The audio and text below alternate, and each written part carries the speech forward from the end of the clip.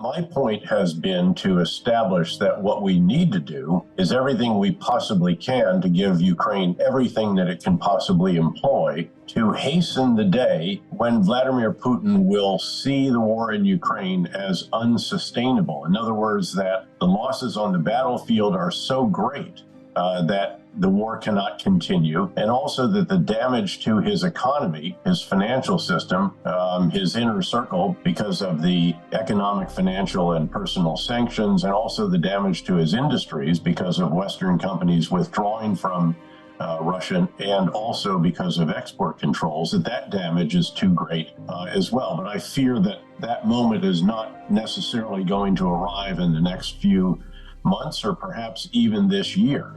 But what we need to do, as I emphasized, is to hasten the day when he sees this in that way, in the same way that, frankly, the Soviet Union came to see Afghanistan. That took 10 years, far fewer casualties, though. I think the assessment generally is that Russia has sustained at least 8 times the losses in the first year in Ukraine that it sustained in nearly 10 years in Afghanistan. And of course, the losses have been increasing exponentially in recent days in particular, as Russia has thrown just bodies at the Ukrainian defenders in the general vicinity of Bakhmut and other areas. Well, there's a lot of discussion about whether he's rational or mad or what have you. I think if you look at the world and Ukraine through his eyes, which of course is his eyes imply a very twisted version of history, enormous grievances, an unwillingness to accept that Ukraine should exist as an independent country, and all of this. If you look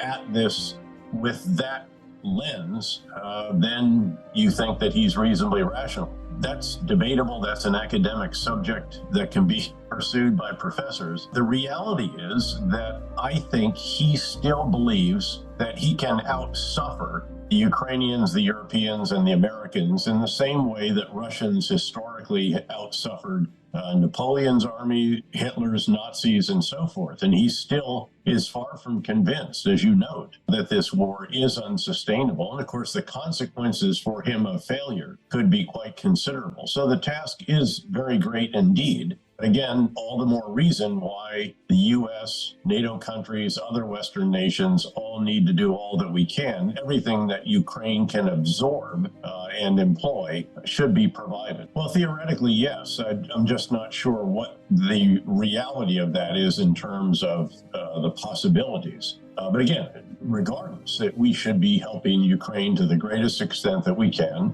so that Ukraine can achieve everything that is possible. Again, I spent 37 years in uniform, had 5 combat commands. I have some understanding of the difficulties of some of the military options and operations that could be part of total victory, if you will. And again, let's help Ukraine in every possible way. But there will come a time, I think, and I just don't know where the battlefield will be at that time, but there will come a time, I think, where Russia may recognize that this is unsustainable on the battlefield and on the home front, and we need to do more to tighten the financial, economic, and personal sanctions and export controls in that regard as well. And Ukraine will say, you know what, if there's a Marshall Plan for reconstruction, if there's an ironclad security guarantee, either in the form of NATO membership, or if that's not possible because of one or more of the NATO countries, then a U.S.-led ironclad security guarantee, and it stops the missile and rocket and drone attacks, that might be something worth negotiating. So that's how I'm approaching this.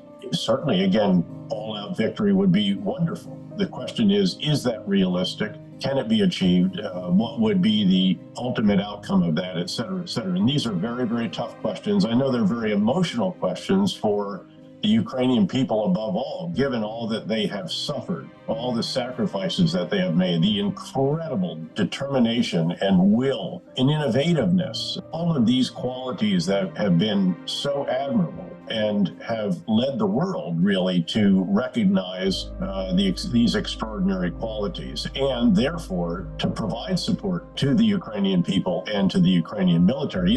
It's just a year or so ago, I was at the Munich Security Conference, Ukrainian president spoke. Foreign minister was on stage with us. I was there at an event. I met with a large Ukrainian delegation, and the question in the room at the Munich Security Conference, I think that was most significant, was, will the Ukrainians fight? Keep in mind that we had just experienced a situation in Afghanistan where, of course, the president fled the country and his forces collapsed. Now, I felt very confident that the Ukrainian forces would fight. I'd watched them develop over the course of the years since 2014, really 2013. I was at the Yalta Economic Summit the last time it was in Yalta, before the occupation of Crimea. And I watched the subsequent professional development. I've been to the front lines in Donbass, I've been to Kharkiv, I've met with the leaders after President Zelensky's election and so forth. And I felt quite confident that that would be the case. But nonetheless, we still needed to see it. And we did. By the way, I should note that I was one of the very few who said publicly in an interview in The Atlantic, our journal here in the United States, a competent military can defend an urban setting like that and do so very, very impressively. And that's what has happened. Ukraine has done all of this, and it's done it so magnificently that you've seen, again, arms, ammunition, other material, and so forth just pouring into the country, sometimes a little slower than some of us would like to see. Sometimes the decision-making has been a bit more tortuous than